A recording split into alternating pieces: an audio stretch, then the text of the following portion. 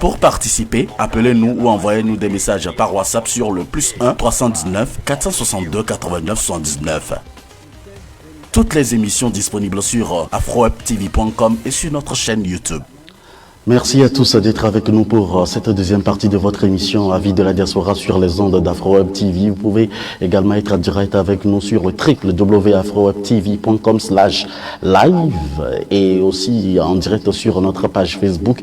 Nous vous invitons à partager également cette émission dans laquelle nous recevons Dr Albert Katé, leader d'opinion. Vous pouvez participer et donner votre point de vue en composant le +1 319 462 89 119. Nous parlons à l'instant donc de réconciliation et la réconciliation est faite petit à petit en Côte d'Ivoire. On avait vu également les deux présidents, Alassane Ouattara et Laurent Gbagbo, l'ancien chef d'État ivoirien bien sûr. Et aujourd'hui, il y a de cela quelques semaines, le gouvernement togolais a rendu public le 3 août dernier les conclusions des travaux de la concertation des acteurs politiques. Ces travaux se sont déroulés du 19 janvier au 13 juillet 2021 et ont connu la participation effective de 17 partis politiques en 11 séances plénières. Docteur Albert Katé, pourquoi la réconciliation est possible chez les autres, mais pas au Togo?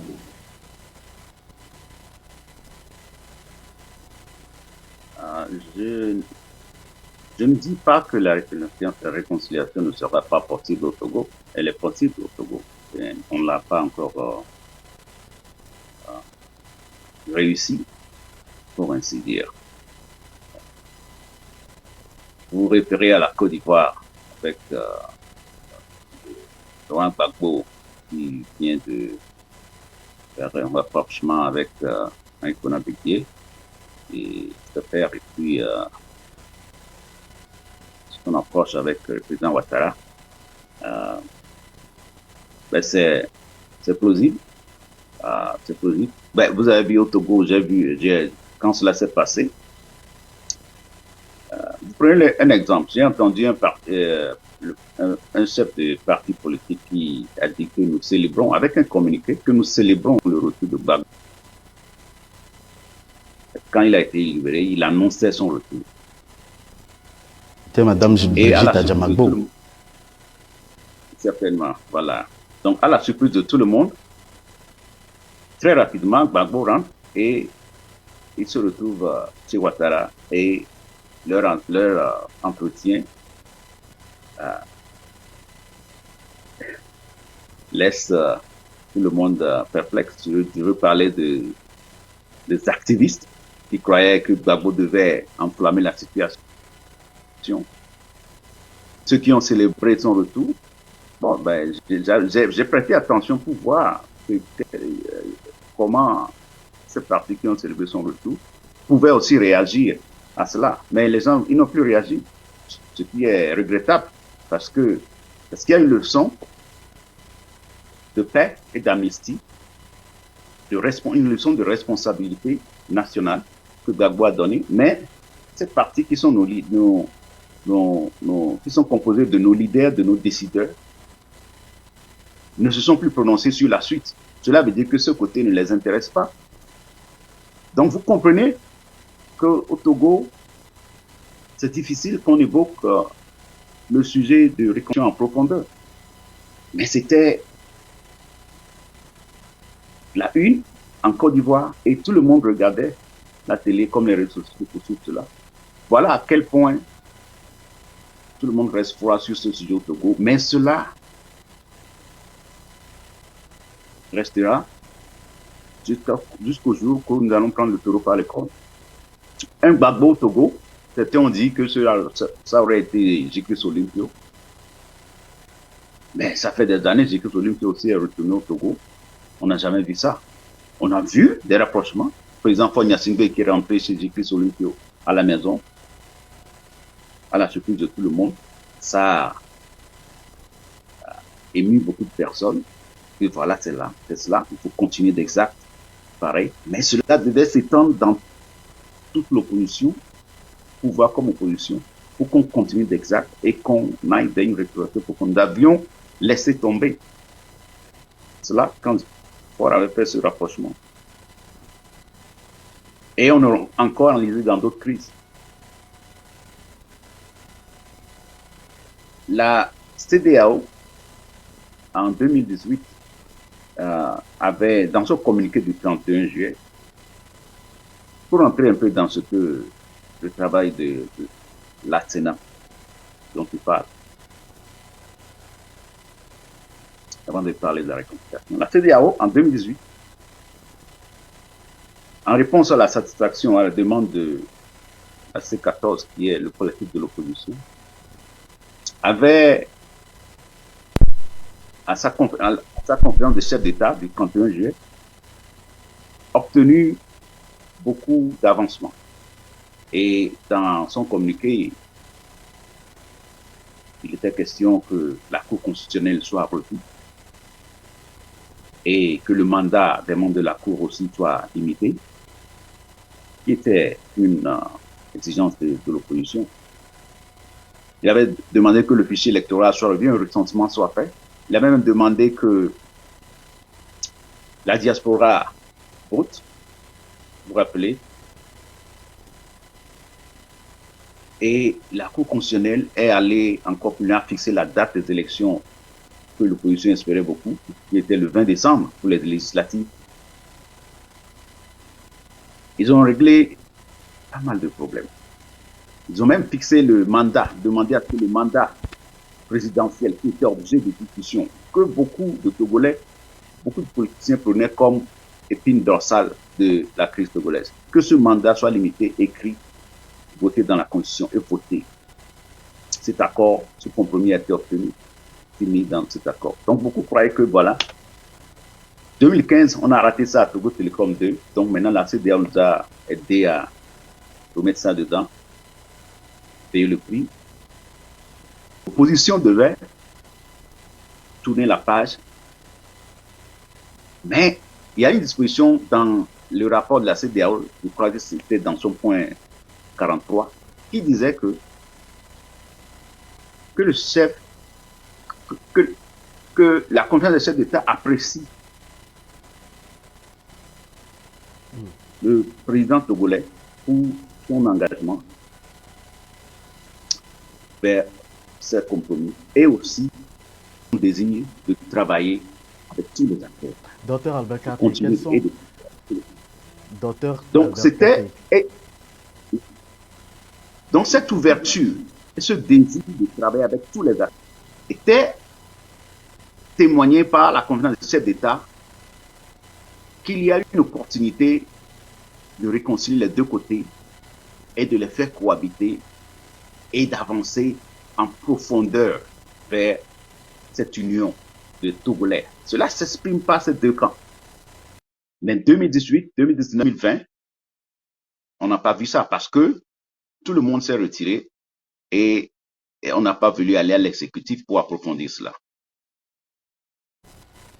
Ouais. Donc, cette réconciliation au Togo a beaucoup d'embûches à chaque occasion, ce qui nous recule.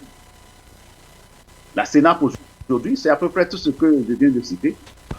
Il n'y a pas un grand changement. Mais le dénominateur commun de ce qu'il faut retenir de la Sénat, c'est après que l'acteur habituel travaille sur les mêmes choses sur lesquelles il travaille habituellement. Et puis après, c'est revient à une seule chose. Il parle maintenant de la mise en œuvre. Comment mettre en application tout cela? Mais cette mise en œuvre qui les inquiète, ça revient à ce que nous avions toujours dit. Depuis Ouagadougou, en 2006, jusqu'à aujourd'hui, c'est toujours cette mise en œuvre. Et j'avais parlé bien avant que les Togolais comprennent l'opposition qu'il y a au Togo. La particularité de notre opposition, c'est que c'est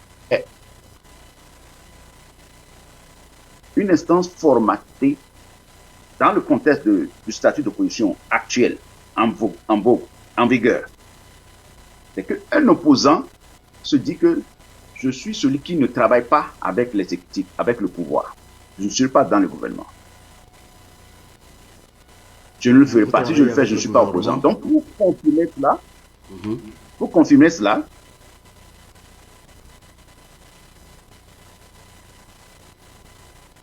tout ce qui est fait au Sénat revient à la mise en œuvre. À qui va le faire? Qui va l'exécuter?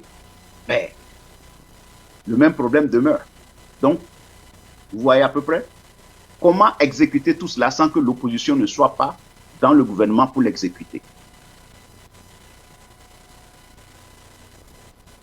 Et en quoi cela sera différent du parti? Est-ce que les propositions faites au Sénat peuvent être réalisées sans l'opposition? C'est ça. Ils ont parlé qu'ils sont heureux d'avoir mis en place un comité de suivi et que c'est ce comité de suivi qui va veiller à ce que ces propositions soient exécutées par qui? Par le gouvernement. Parce que ça revient à la même chose. Le comité, écoute bien, en 2018, l'histoire de comité de suivi, ce n'est pas une première. Lorsque le président Faure avait exprimé son désir d'ouverture pour travailler sur ces recommandations de la conférence des chefs d'État de 2018, il revenait à l'opposition même de rentrer, de répondre oui à l'appel du chef de l'État et de travailler dans son gouvernement pour exécuter cette décision de la CEDEAO dans la meilleure façon. Mais elle a choisi d'appliquer son statut et de rester sur sa brèche qui est nous ne serons pas dans le gouvernement. Donc, ayant fait ça pendant la CEDEAO, ils ont mis quand même un comité de suivi en place en 2018.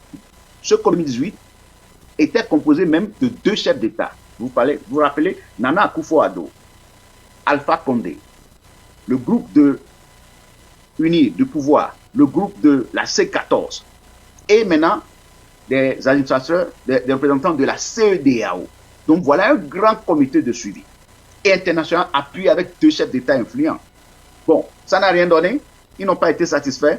Maintenant, aujourd'hui, la même opposition dit qu'elle se réjouit parce que cette mise en œuvre-là, on présente ça au peuple comme si un comité de suivi qu'ils vont composer bientôt entre eux, et ils vont se faire désigner, que c'est ça qui sera extraordinaire pour vraiment réussir à tourner la page du Togo. Ce comité de suivi qui est en vue, sans qu'il n'y ait rien de comparable à ce qu'ils avaient eu, ils n'ont rien fait avec ça. Parce que ce n'est pas une histoire de suivi. Du moment où ils ont refusé la mettre en... Et même en 2018, vous savez ce qui s'est passé après les élections du 20 décembre. Un leader représentant, porte-parole de la C14, je pense que c'est M. Antoine Folly, il avait dit que nous avions fait une erreur. Et l'erreur que nous avions faite en 2018, c'est que nous avons décroché le gouvernement de transition que nous demandions. Ça veut dire qu'ils savaient bien tous que le comité de suivi, c'était pour un suivi. Mais l'exécution, c'était le gouvernement. Sauf qu'ils voulaient un gouvernement avec des prérogatives qui pouvaient tirer la barbe au chef de l'État, ce qui n'a pas marché, et ils n'ont pas pu l'avoir. Mais quand même, il y avait quand même une autre formule qui pouvait prendre, qui était convaincu que c'est l'exécutif qui doit faire le travail. Donc, et s'il tenait à faire le travail, il pouvait le faire. Maintenant, la brèche de l'opposition, c'est tout le problème. Comment formater tous les rapports de tous les dialogues dans un contexte où l'opposition ne sera pas au gouvernement. Et c'est ça qui est compliqué. Tous les points qui ont été cités dans la Sénat, dans le rapport de la Sénat, tous les travaux qui seront faits, vous verrez qu'ils rencontrent le gouvernement à chaque corner de ces travaux-là. La distribution des cartes, la révision des listes, comment on appelle ça, les campagnes foraines pour donner des naissances aux gens, pour qu'ils puissent avoir des cartes d'identité plus tard, et la biométrie, et le vote, l'introduction de ces rapports, en transformation de ce rapport en projet de loi à l'Assemblée. C'est toujours le gouvernement. Donc, ils trouvent le gouvernement sur toute la ligne. Mais la brèche de l'opposition, le statut d'opposition est trop compliqué. Ça ne marche pas pour ce pays. Et c'est toujours le même problème qu'il y a eu après tous les dialogues. Donc, il n'y a rien de nouveau et vous pouvez comprendre que tous les sujets sont liés à ça. Et que demain, pour qu'il y ait un déclic dans ce pays, il faut abolir ce statut-là. Il faut reformater le contexte togolais, opposition et pouvoir. C'est ce que vous proposez, docteur Albert Katé. Nous allons recevoir un auditeur en ligne. Auditeur, bonjour. Bonjour, monsieur Moïse Beninga. À qui ai-je l'honneur, s'il vous plaît? Monsieur Adolphe. Monsieur Adolphe, vous avez une question, vous avez une suggestion, un point de vue. Allez-y. Oui, je salue d'abord docteur Katé, votre invité.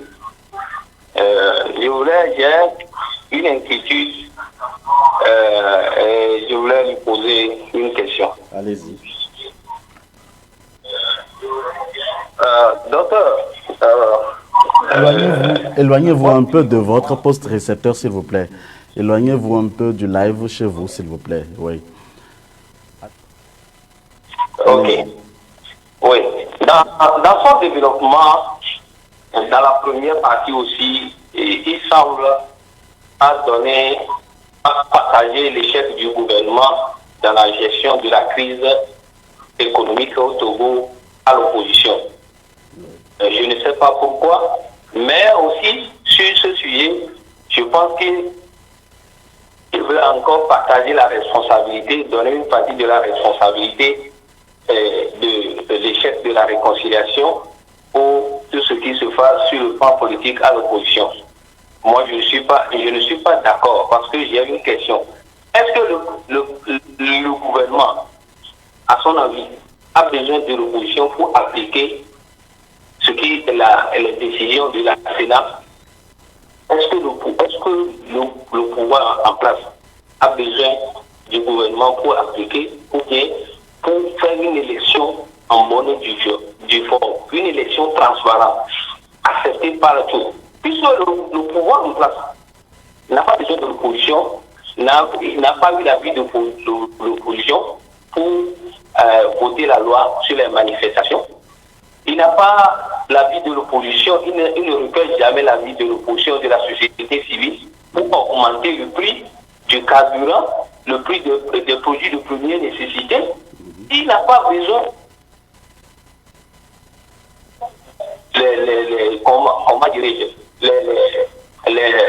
les avis.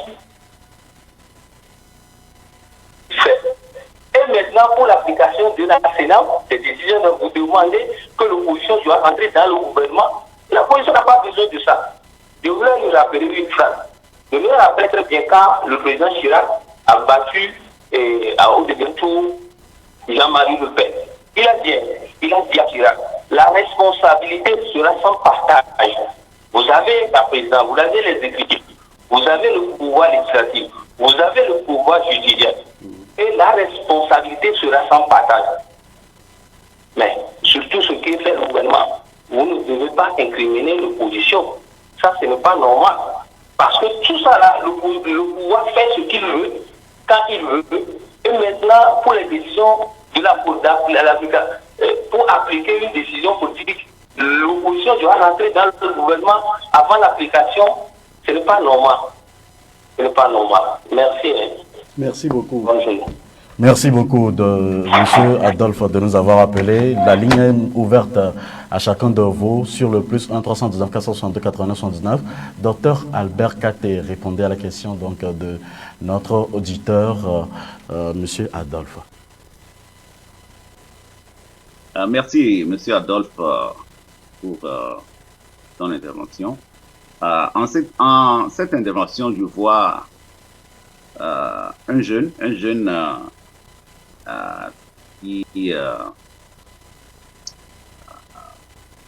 est très à l'écoute des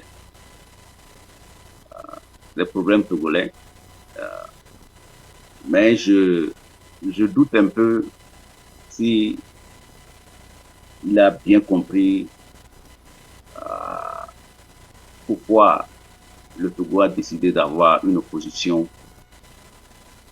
au Togo dans son dans sa vie. Ça, il faut commencer. Lorsque vous voyez que le pays, après 90, a décidé d'avoir une opposition créée, aller au multipartisme, tout jeune Togolais doit chercher à savoir pourquoi nous avions fait ça. Quelle est son utilité? Alors, si vous voyez l'utilité de cela, à chaque fois, il faut mesurer cela pour dire, est-ce que c'est ça que vous êtes en train de voir? Il m'a demandé si le rapport de la CNAP, si le gouvernement a besoin de l'opposition pour l'appliquer. La première des choses, c'est faire la part des choses. C'est quoi l'opposition, c'est quoi le gouvernement? C'est quoi le rôle de chacun dans ce qui est sorti de la CNAP? Donc, lorsque les gens se retrouvent et ils ont sorti un accord politique, ils ont pris des décisions pour faire changer la vie du pays. Il y a des décisions qui concernent parfois la Constitution. Il y a des décisions qui concernent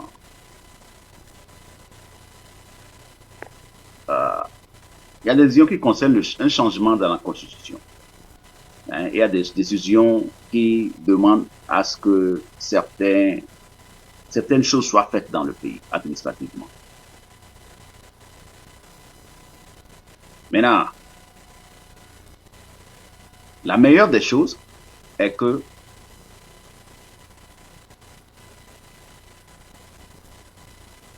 ceux qui prennent la décision qu'il faut modifier changer telle chose, ont beaucoup plus d'intérêt à l'exécution de ces décisions. Donc,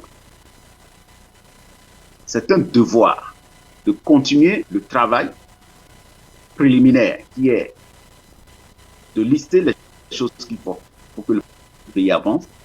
C'est encore un devoir de se joindre à l'équipe qui va faire le travail.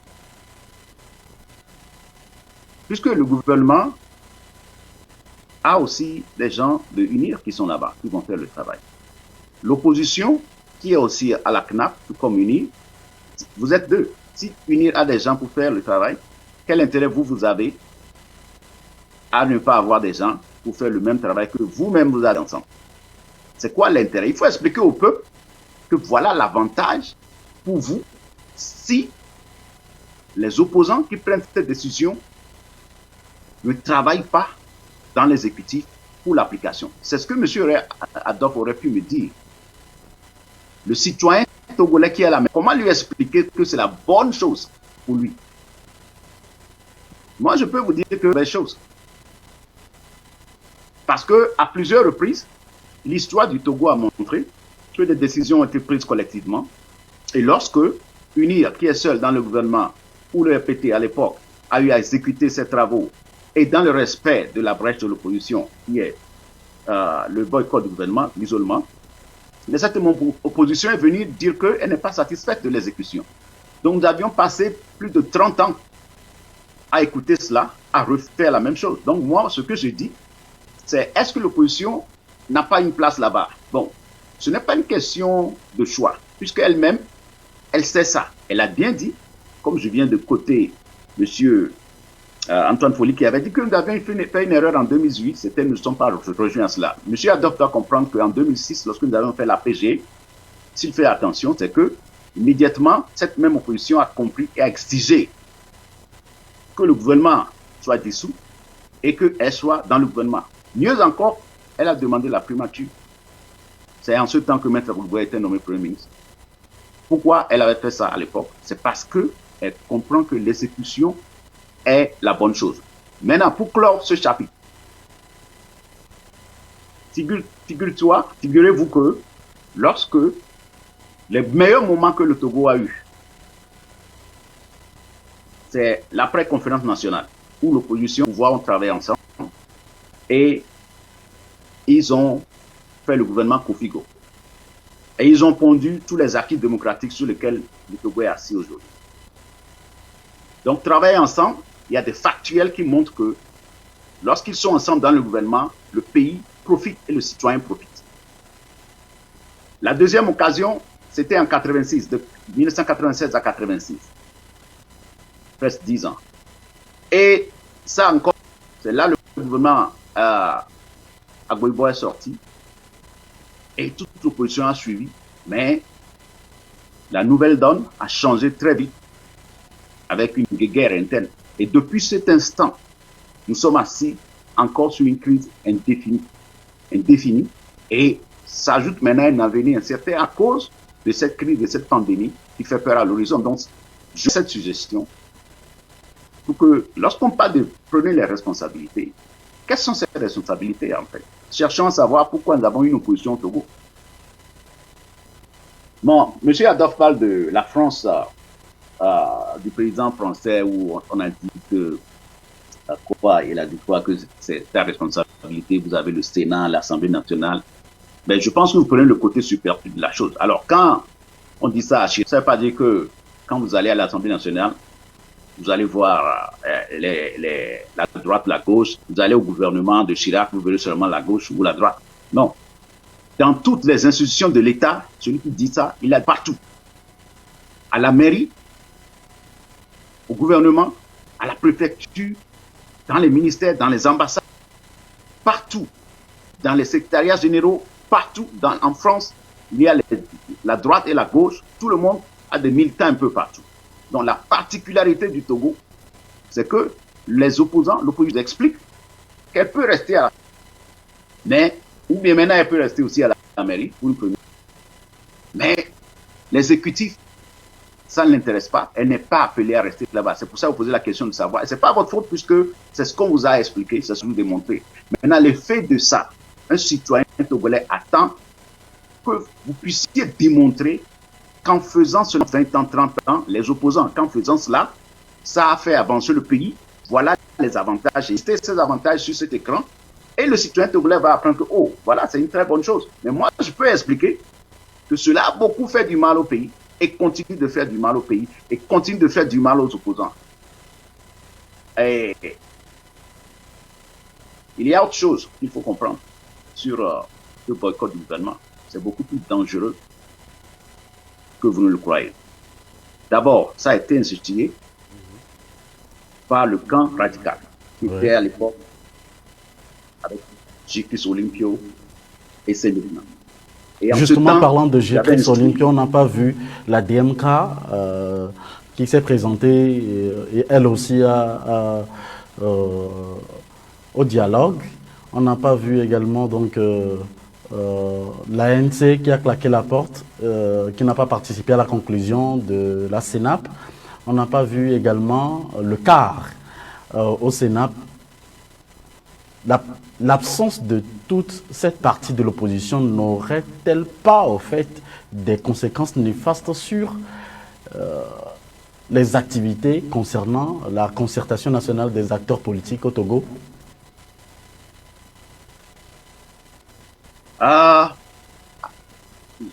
Pour moi, c'est une concertation dans un sens précis, c'est-à-dire que la concertation que moi j'espérais du Togo, c'est une concertation plus large et plus ouverte vers la société civile, la diaspora. Une société civile totalement absente. Les décisions même de la CNAP ont montré que la CENI et tout cela, c'est les politiques qui décident, qui ramassent tout et une petite place pour la société civile. Elle n'était même pas là. Et elle n'a plus rien à dire. Elle est totalement assommée. Mais quand vous dites ça, ben ils sont nombreux, tous ces gens-là, même ces absents. Il y a certains aussi qui ont bien contribué à assommer la société civile dans ce pays. Et le fait d'être là ou de ne pas là, chacun fait son jeu. Mais tous ces gens qui ne sont pas là aussi ont aussi contribué à assommer la société civile dans ce pays. Donc, chacun a ses bons moments, chacun a ses pagailles. Mais à la fin de la journée, on peut mettre de l'ordre dans tout cela, c'est-à-dire que la grande concertation ouverte pour régler les vrais problèmes du pays. Et ces problèmes ne sont pas dans l'ordre du jour de la CNAP. Donc, moi, dans ma vision, je vois une porte de sortie qui serait la grande réconciliation d'abord, avant d'attaquer les problèmes politiques et les problèmes liés à l'économie. Donc, sans la grande réconciliation, c'est une fuite en avant pour moi. Et il faut que les Togolais comprennent là où il y a le nœud du problème. L'étau, la brèche de l'opposition. Si cette brèche n'est pas démontée, tout est bloqué d'avance. Nous irons de contestation en contestation. Si cette brèche n'est pas démontée, nous ne pouvons rien garantir côté emploi, tous les intrants, tout ce qui est nécessaire pour aider le pays à relever l'économie ou à descendre la misère du Togolais lambda. La misère de nos mamans. Il n'y a aucune garantie. Le reste sera discours. Un minimum peut être fait par le gouvernement, mais ça va satisfaire ceux qui auront accès, ceux qui auront les moyens et ceux qui seront prêts pour en profiter. Chacun aura sa responsabilité à en tirer, le peuple aussi aura sa partition à jouer. Nous allons entamer maintenant la troisième partie de notre émission qui concerne également la réduction exclusive des frais de douane au Togo. Les commentaires sont bienvenus également sur notre chaîne YouTube AfroWeb TV et sur notre page Facebook. Merci infiniment d'être avec nous. On se retrouve juste après ce petit break d'une minute pour entamer la dernière partie de votre émission Avis de la diaspora. Chaque semaine, la rédaction d'AfroWeb TV vous propose un condensé de l'actualité des 7 derniers jours. Suivez sur AfroWeb TV l'actualité politique, économique et sociale, bref, dans toute son entièreté sur www.afrowebtv.com. Veuillez vous abonner à notre chaîne AfroWeb TV sur YouTube et Facebook pour ne rien rater sur l'essentiel de l'actualité de la semaine. AfroWeb TV, au service de la communauté africaine à la diaspora.